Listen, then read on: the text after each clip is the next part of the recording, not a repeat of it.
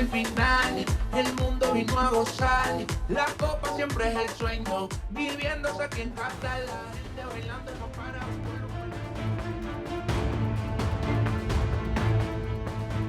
لێکێک لەو هۆتێلانەی کەوا بۆ شاندی فیفا و ڕاگەاندنی مۆندیال لە دەوحی پایتەختی قەتەر گیراون بەڕێ دەکەوین بۆ ئەوەی لە نزیکەوە یەکێک لە یاریگا سەیر و سەمەرەکانی مۆندیال ببینین کە ڕەنگە تەنیا لە وڵاتەدا بیر لە نەخشەسازیەکی بەو جۆرە کرابێتەوە.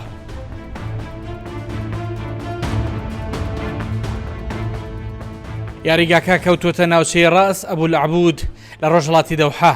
دوو هێما هەیە بۆ ئەوی یاریگاکە بە ناوی 974 کراوە. یەکەم لە 974 کۆنتێنەر حاویە لە کەنە دەریا دروست کراوە. دووەم هێمایە بۆ ژمارەی کۆدی تەلەفۆنی قەتەڕی. سڵاوتان لێبێ ئەم کاتتان باش لە یاریگای 974 مۆندیالیەوە پرۆگرامی ئەم جارەی بنکۆڵ لە قەتەرەوە دەست پێ دەکات.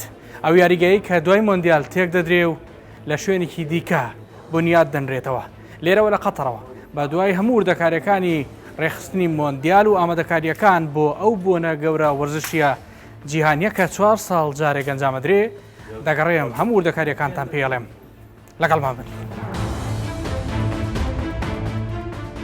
یاریگاکە لەلایەن کۆمپانیایەکی قەتەڕیەوە لە ساڵی 2015 دەست بە دروستکردنی کرا و بە 6 ساڵ تەواو بوو.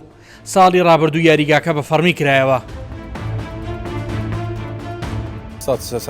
یاریگای 974 لە یاریگا فەرمیەکانی جامی جیهانیە. بیرۆکەی دیزاینەکە بۆ یاریگای چکاتی دانراوە. مانا و مۆرکی وڵاتەکەی پێوە دیارە وەکو بەشێک لەو بەڵێنانەی دابوومان لە کاتی پێشکەشکردنی مەلەفی وەرگرتنی مۆندیالی 2022. ئێمە هەندێک شمەکمان بەکارهێناوە و کاری ڕسایکلینمان بۆ کردو و دووبارە بۆ قەبارەیە بەکارمان هێناوەت. پشتیوان بەخوا ئێمە بەڵێنی پاڵەوانێتێکی تایبەتمان داوە کەوا جیاواز بێت لە مێژووی جامی جیهانیدا. لەو حەوت یاریەی یاریگاکە میوانداری دەکات 6 یاری لە قۆناغی کۆمەڵەکان و یاریەکی دیکە لە قۆناغی شانزەی لێ ئەنجام دەدرێ. لێرە زۆر بەوردی چاودێری بەکارهێنانی مادە و زەبەخشەکان دەکرێ و ژووری تایبەت هەیە بۆ پشکنینی یاریزانان و سەردانی لە ناکاوی تیمی تایبەتی فیفا لە پێش دەستپێکی یاریەکان. یەکێک لە ژوورەکان کەوتمان هەمووی لە کۆنتێنەر پێکاتوە ژووری پشکنینی مادە و زەبەخشەکانەکە ئایا یاریزانانی مۆندیال ئەوانەی لێرە یاریەکەن لێرە پشکنیان بۆ کرێت.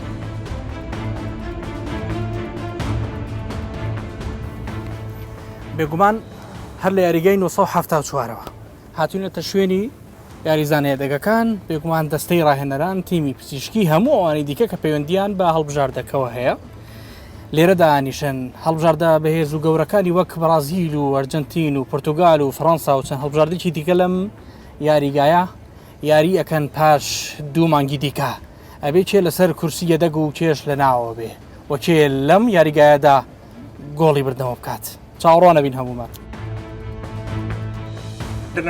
ئێرە شوێنی بەڕێوچوونی کۆنگرە ڕۆژنامەنووسیەکانە. ئەو هەڵبژانانی لێرە یاری دەکەن 24 کاتژمێر پێش دەستپێکی یاریەکە قسە بۆ میدیاکان دەکەن.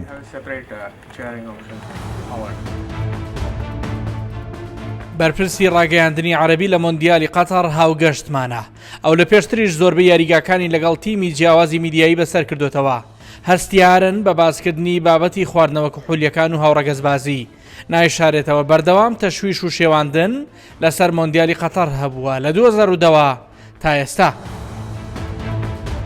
دائما تحرص على منح هەمیشە ئێمە سوورین لەسەر ئامادەبوونی دەستگا میدیایە جۆرە و جۆرەکانی عەرەبی و ئاسیایی و بیانی لە قەتەر بۆ ئەوەی تیشک بخەینە سەر دوایین ئامادەکاریەکانی قەتەر.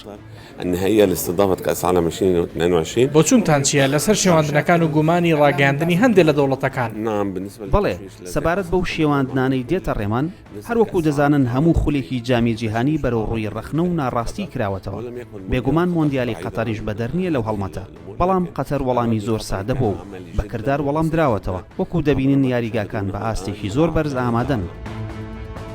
The winner to organize the 2022 FIFA World Cup is Qatar. هەرەو کاتەی موژدەی ناوی قەتەر ڕاگەیەنرا بۆ میوانداریکردنی مۆندیالی 2022 واتە بەر لە 12 ساڵ دەژایەتیەکان و تۆمەتبارکردنی سەرۆکی ئەو کاتەی فیفا جۆزێف سێف بلاتەر بەردەوام بووە تا ئێستا بەوەی پارەی خەیاڵی وەرگرتووە لە بەرامبەر بەخشینی مۆندیالی 2022 بە قەتەر.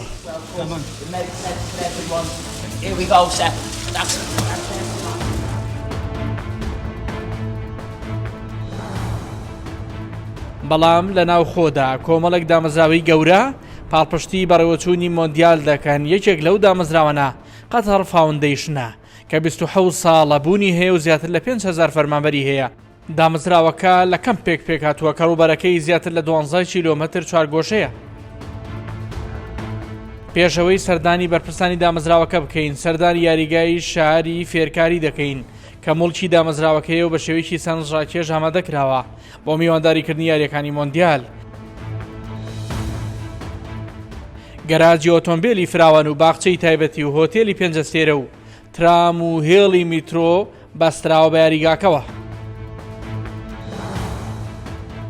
ئێرە یاریگای نێودوڵەتی مەدینەی تەعلیمیە لە قەتەر کەوایەکێکە لەوی یاریگایانەی میوانداری یاریەکانی چارەشی کۆتایی مۆندیالی 2022 قەتەڕەکات بە دیزاینێکی سەرنجڕاکێش دروست کراوە. سێگۆشەکانی تعبیر لە تەقالید و نەریتی ڕۆشنگەری ئیسلامی دەکات.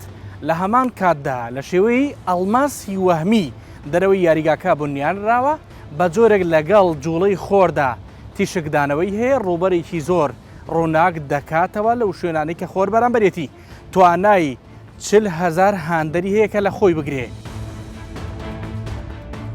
سەردانی بەرپرسانی دامەزراوەکەمان کردو بە ڤیددیۆیەکی پرۆفایل لەسەر دامەزراوەکە پێشوازیان لێکردین. تەنانەت ڕەنگی پرتەقاڵی بۆ پەردەی ژوور و بیناکان دیاری کراوە وەکو سوپاسێک بۆ کرێکار و بنیادنەرانی شاری فێرکاری. تەمەنی دامەزراوەکە زیاتر لە 25 ساڵە. سەرەتا بە قوتابخانەیەکی سادە دەستی پێکرد و بیرۆکەیەکی نایابی هەبوو.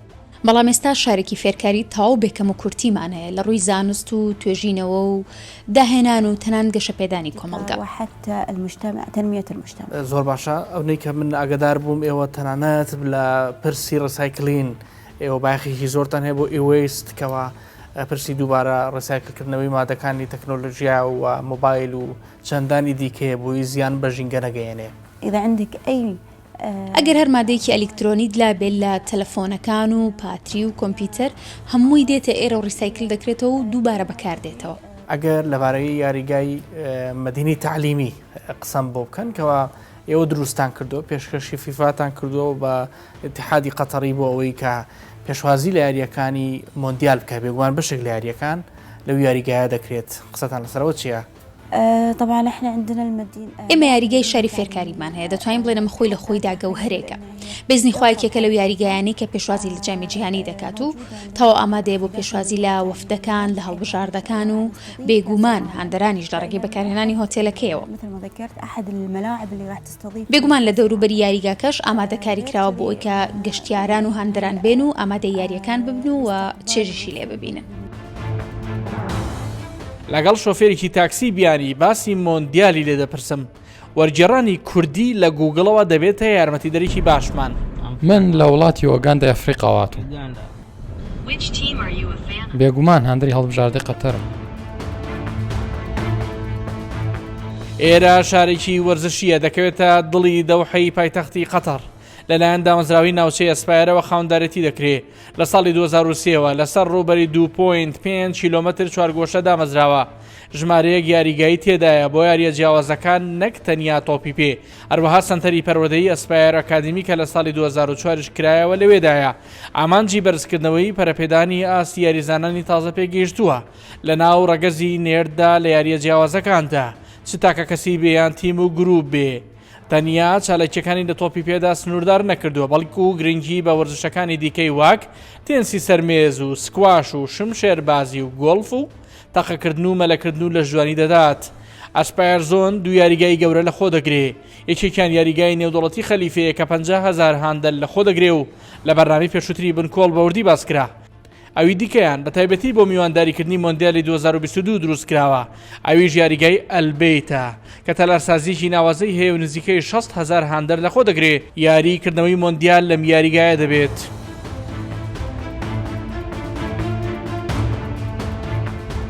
بەخێر بێن بۆ یاریگای ئەلبیت یاریگای دەستپێک و کردنەوەی مۆندیالی 2022 قەتەر. ئەم یاریگایە لەسەر شێوەی خێمەی عەرەبی قەتەری ئەلبادیە بنیادنراوە و دیزاینێکی سەرنجڕاکێشی هەیە.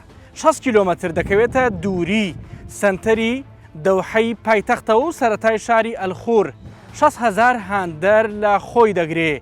سیستەمێکی فێنەکەرەوەی تایبەت بە خۆی هەیە کە لە ڕێگەی تیشکی خۆر و سۆلارەوە دەتوانرێ بۆی دابین بکرێ.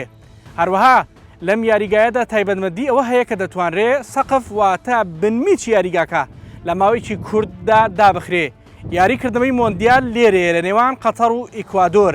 9 یاری مۆندیال لێرە ئەنجام دەدرێ. پلەی گەرمی ناو یاریگا تا 18 پلەی سیلیزی دادەبەزێنرێ.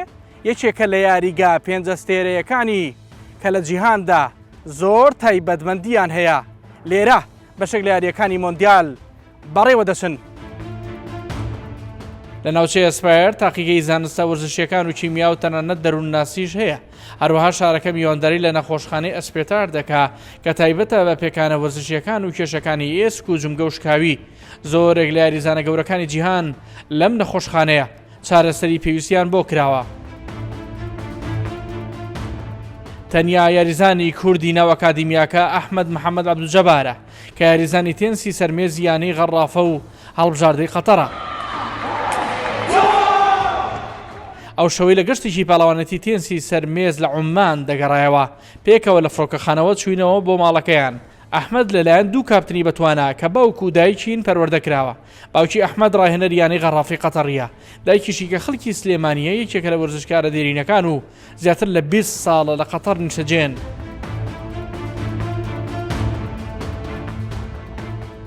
کەمناڵ بووم خۆی حەزی کرد من عینەن ئەو بم یعنی کە یاریکارێکی تەنستاوڵە. منیش شتەکەم حەز لێ کردن و عینەن باوکم ببم و باشتریش. ئیتر کە 7-8 ساڵ بووم دەستم پێ کرد لەگەڵ باوکم لە نادی غەڕافە. یاریم کرد حتا مە بووم بە 12 یان 13 اینجا ڕۆشتم بۆ ئەکادمیای سپایر. ئەکادمیای سپایر زۆر مساعدەیان کردم کە تەمرین و سەفرات و بطولات. حتا ما ڕۆشتم بۆ منتەخەب ساڵی 2019 یەکەم مدالیەم وەرگرت لەگەڵ منتەخەبەکە لە ئوردن لە 2021 لە بطولەی عەرەبیە لە ئوردن لە فڕق ئەی فڕق وەرمان گرت برۆنزیەمان وەرگرت و لە زەوجی فضیەمان وەرگرت. ئەو دوو مدالیە زۆر گەورەیە بۆ قەتەر چێکم لە بطولەی عەرەبیە و زۆر مهمە بۆ ئێمە و بۆ ئیتیحادەکە. و ئەم ساڵە یاریمان کرد لە ئوردنیش بطولەی غەرب ئاسیا.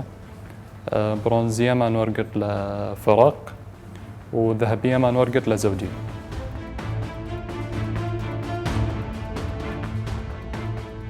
ئەکادمیای ئەسپایر چەندین یاریزانی لە وەرزشە جیاوازەکاندا بۆ هەڵبژاردەی قەتەر هێناوەتە بەرهەم لە تۆپی پێدا. 13 یاریزان دەبینین کە ئەکادمیاکەیان بەجێ هێشتووە.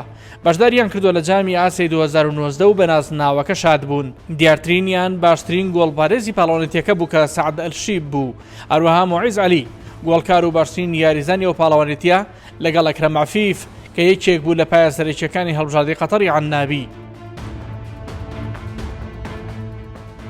ڕۆڵی ئەکادمیای ئەسپایر چیە بەڕاستی لە پێگەاندنی یاریزانان چێ یاریزانی چۆکو کاکە ئەحمەد و یاریزانی تێنسی سەرمێز چ لە هەموو وەرزشەکانی دیکە بەڕاستی مؤسسەیەکی ڕیاضی کامیلە لە هەموو ناحیەکانەوە شتێکی زۆر باشە لە ناحیەی بەدەنیەوە لە ناحیەی دروستکردن و پێگەیاندنیان لە ئەو عمرە ناسکەیانەوە کە لە سنفی 7 تا 12 بەنسبەت خوێنیان و بەنسبەت ڕاضەکردنیشیانەوەوانی لە برەوەوان احتیمام بە هەردوو ناحیەکە ئەیەن احتیمام بە ناحیەی خواردنیان ئەیەن احتیمام بە ناحیەی نەفسیان ئەیەن بە ناحیەی تەندروستیان ئەیەن یعنی هەموو شتێکە متەکامیلی تەواوەتیە ئەو کەسانش وەرئەگرێ خۆی ئەم ئەکادمیە کە گەشت بێتە مەرحەلەی ئەوەی ئەو توانایی هەبێت لە پێشەوە تێستیان بۆ ئەکەن ئەو تێستە هەموو شتەکان ئەگرێتەوانێ لەو تێستا ئەبێت دەرچن و اینجا دوای ئەوش پاڵپشتیان ئەو ئیتیحادی یاریەیە حەزب بەکرد خۆزگە لە شاری خۆشمانە مؤسسەیەکی وا هەبێت لەبەرەوەی ئەوە ئەو یاریزانی وا دروستەکە بەڕاستی کە لەوێ تەخەڕوج ئەکا ئەو 6 ساڵە کە لەوێ ئەبن لە سەفی حوتەوە هەتا 12 کە لە بەیانیەوە ئەڕۆن لە حوتی بەیانیەوە هەتا حوتی ئێوارە لە هەموو ناحیەکەوانەیە ئێتمامیان پیراوە بۆ نمونە معتەز بەرشەم کە بەتەڵی عالەمە لەوێ تەواوی کردووە یاریزانی قەتەریکی بەتەڵی عالەمە بەڕاستی کاپتن ئەگەر پێم بڵێ یعنی بۆچی ناتوانین ئەکادیمیەکمان لەو شێوەیە هەبێت لە عێراقا وەکو ئەسپایر بێت کە یاریزان پێ بگەێنێ هو مو ماكو كابتن جێگای باوەڕ نییە کاپتن ئەو دۆخەی وڵاتی عێراقی پێدا تێپەڕ دەبێت ڕێگە خۆشکەر نییە لە ئێستادا بگەین بۆ قۆناغ هەوڵ هەیە وا دەردەکەوێت توانانە بێت و پلانیش نییە هەرچەندە ئێمە بەهرەمەندی زۆرمان لە هەموو یاریەکاندا كل اللعبات و پێشم بڵێن بەڕاستی هەندەری چه هەڵبژاردەیەکەن جەنابتان بێجگە لە قەتەر ئێمە سوپاس بۆخوا ئێستا لە قەتەرین هەندەری هەڵبژاردەی قەتەر و ئەڵمانیا ئێمە دەمێکە لە قەتەرین و جۆرێکی شۆک ئامێزە ئەو ساتەی پاڵەوانێتیەکە دەست پێ دەکات ساڵانێکی زۆرە چاوەڕێی ساتی دەستپێکی جامی جیهانی ئەوە ڕووداوێکی جوانی جیهانیە دەبینین لە هەموو جیهانەوە خەڵک دێن کەس و کار و هاوڕێیان و هەموو کەسێک لە نیشتمانی عەرەبی و جیهانەوە دێن بۆ قەتەر كل العالم الوطن العربي والعالم كله راح يتواجد في قطر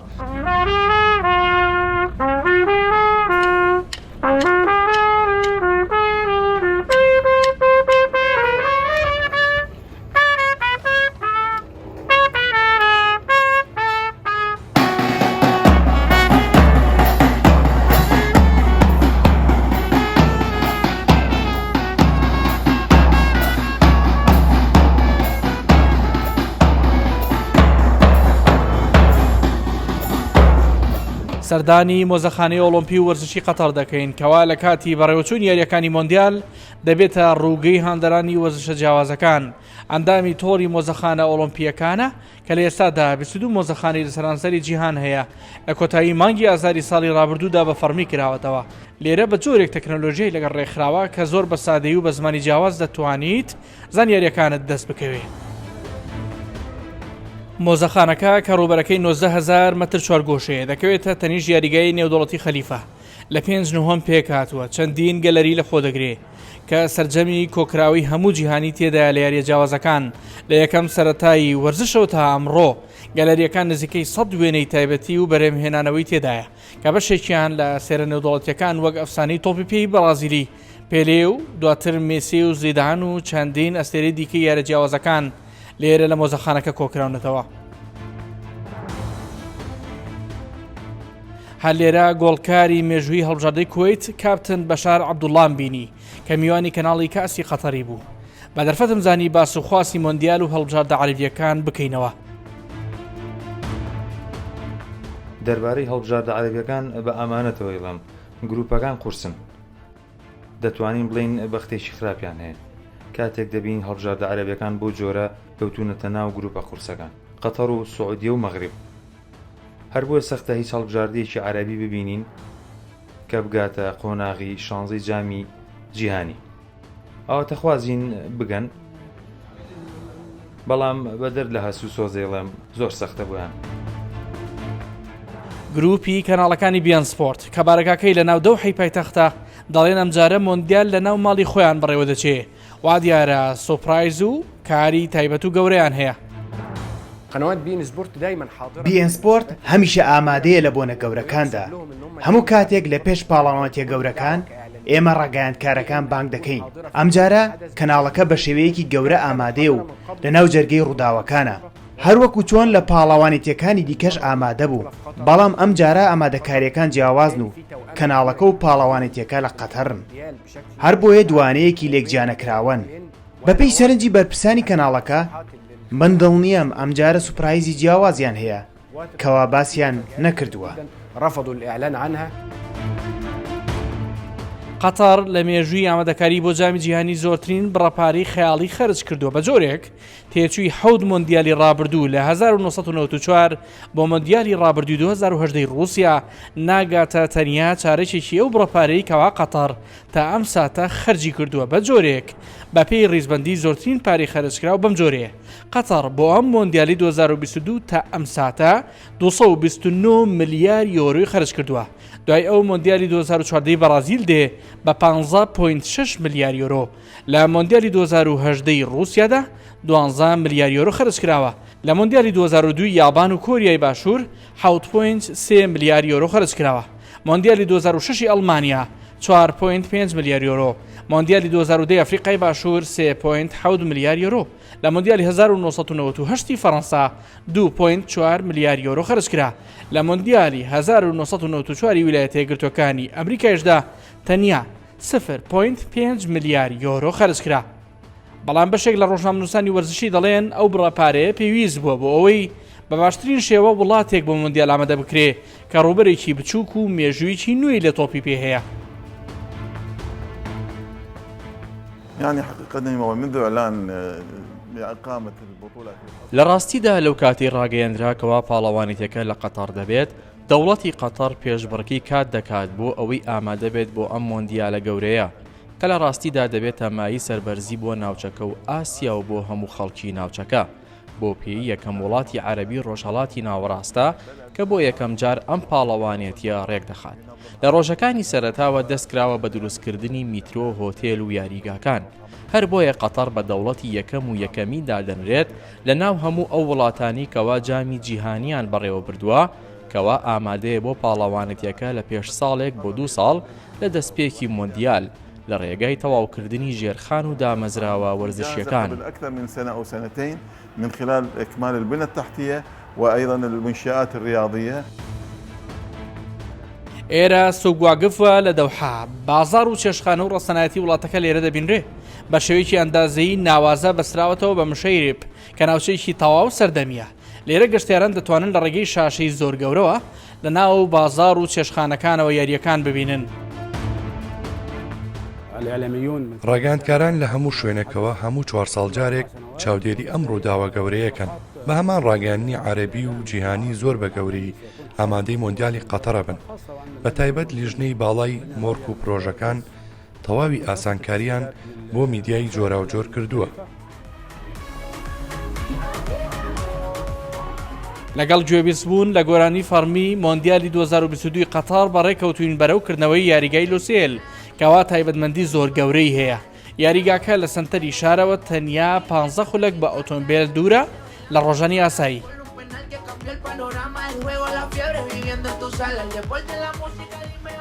نێو کاژمێر زیاترە من نەمتوانیەوە بگەمە یاریگاکە هاوڕێکی دیکەشمان کە لە کەناڵی کاسی قەتەری کارەکات ئەوی ژەڵێ بە میترۆ من 3 کاژمێرە لە ڕێگایم نەگەیشتوم واتە ئەگەر وابێ گرفتی گەیشتن بە یاریگاکان ئەبێ بەیەکێ لە گرفتە گەورەکانی مۆندیالی 2022 قەتەر هێشتا ئێمە بڕێگاوین بەرەو یاریگای لوسێل ناچار بووین لە تەکسیەکە دابەزین ماوەی 40 خولەکی دیکە بە پێ ببڕین بە تەواویش ڕێژەی شەی بەرز هەراسانی کردوین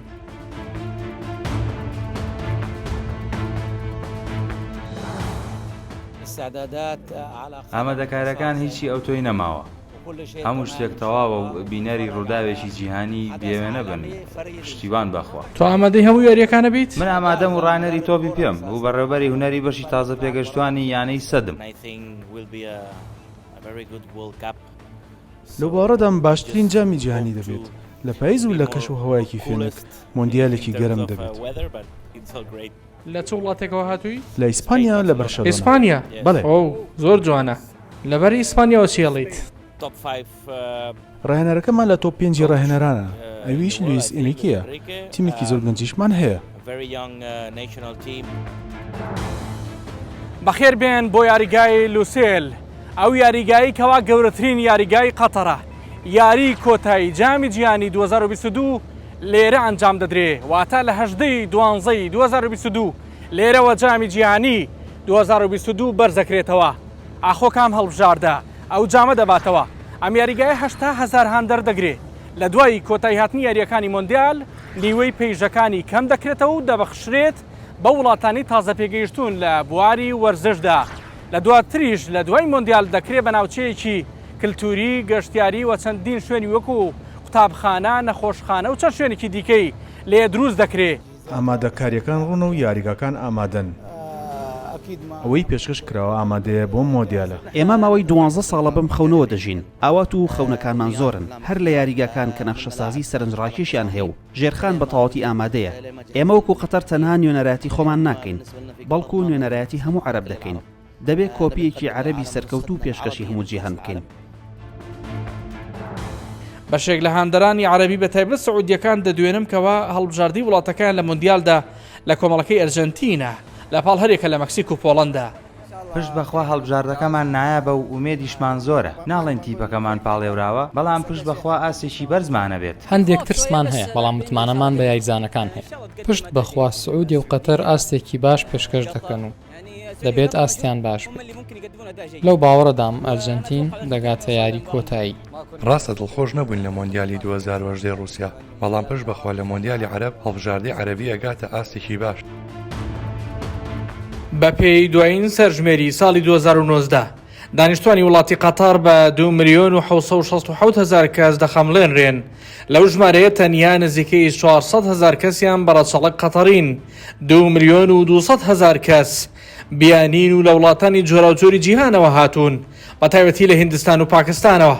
پێدانی ڕەگەزنامەیە وڵاتە وەکو یەکێک لە کارە ئەستەمەکان دادەنرێ لە کۆیسی خێزانی کوردی کە لە قەتەر دەژین هەیەنە نزیکەی 40 ساڵە لە وڵاتە کار دەکات و منداڵەکانیان لەوێ لەدایک بوون.